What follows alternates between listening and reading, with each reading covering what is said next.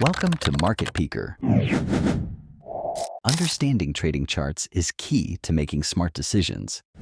Today, we're breaking down the three most common types: line, bar, and candlestick charts.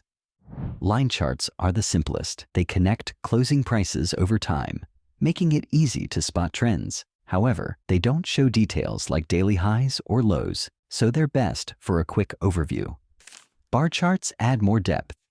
Each bar represents a time period and shows the opening, closing, high, and low prices. This makes them ideal for analyzing price volatility and market movement. Candlestick charts are the most popular among traders. They show the same data as bar charts, but in a more visual format.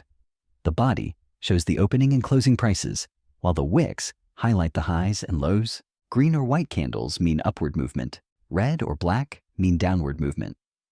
So, which chart should you use?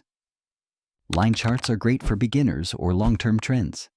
Bar and candlestick charts are better for detailed analysis and active trading. Pro tip: start with candlestick charts. They're user-friendly and great for spotting patterns.